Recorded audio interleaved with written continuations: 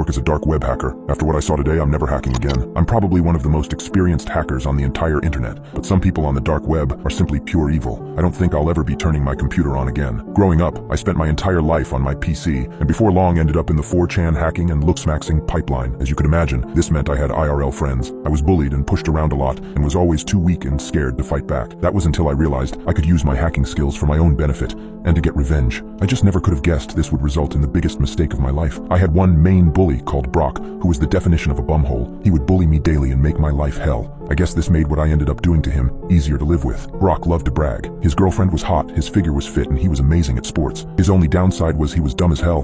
So when I saw him on Facebook as a suggested friend, something clicked. With the help of some friends I'd met on 4chan and the dark web, I sent him a PDF file to his email, which gave me full access to his laptop upon opening it. That was when I started getting carried away. I had his laptop camera, location, everything. When his girlfriend came over, I was ready. I booted up my online dating application and started sending messages to Brock. "Hey baby, can't wait to see you tomorrow. Last week was a blast." It was easy to convince his girlfriend that his online babe was real, but I didn't stop there. I downloaded on his laptop as much gay porn as I could find. You could imagine how his Muslim parents reacted to his fun drive. He never came back to school since then. My guess is he moved out of town. Now I wish I'd have stopped there. Oh God, I wish I stopped there. But I was addicted. That feeling of justice being served by my hands was so good. So I started targeting criminals, the type that used the dark web to hide and spread their filth. For 4 years straight, I was a pain in their asses. Pedophiles, heavy drug dealers, hitmen, you name it. If they were online, I was making their lives a living hell. I thought I was being smart. I thought I was hiding myself pretty well. But I never could have known something was following me every step of the way, and it would soon tell me. I woke up one morning as any normal day, made eggs and toast for breakfast with a glass of orange juice, booted up my desktop and browsed Reddit. Then I heard a ping, the Facebook Messenger notification sound. Funny, I didn't open Facebook yet. Maybe I did and forgot. Wouldn't make sense as I rarely open Facebook. It was odd, but not enough to sound any major alarms.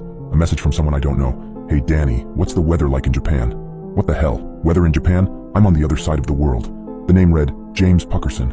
On my other monitor, I started to go through his profile trying to find any mutual friends. Someone I met in a party or something. I responded with, "Sunny, I hope. Anyone who knows me knows I hate the rain."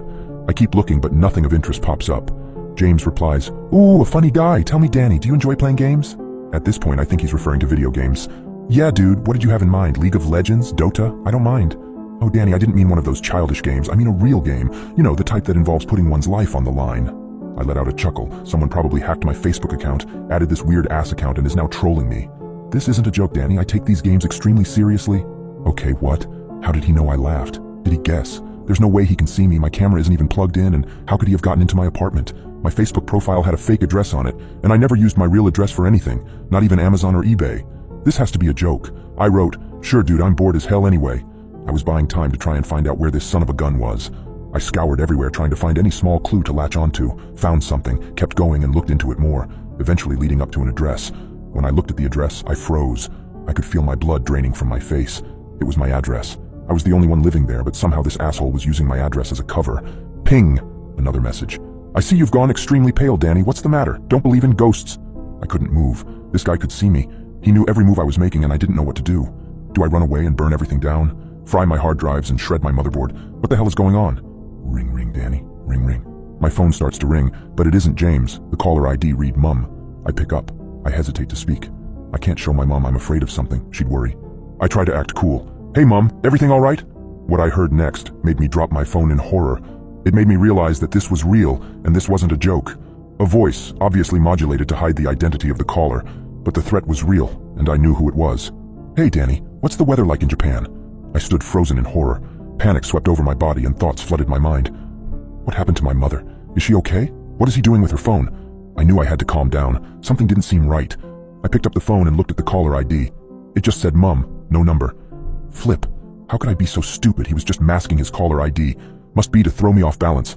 I'll play along. There must be something I'm missing. Well, what are you doing with my mom's phone? Where is she? Is she okay? A laugh came from the other end. A deep, disgusting laugh. I decided to record the call. Maybe I can play around with the recording and find this caller's real voice. It may not be much, but this person knows where I live and probably who my parents are. He starts talking. "The safety of your mother depends on the outcome of our little game. I told you one's life is on the line, but I should have elaborated and said it shouldn't necessarily be the player's life, so are you ready to play?" At this point I had a thought. How can James see me? I have no cameras connected to the Wi-Fi. My desktop camera is disconnected, and I ripped out my laptop camera when I got the damn thing. Another option would be he broke into my apartment and installed cameras when I was out. But why would he risk getting caught like that?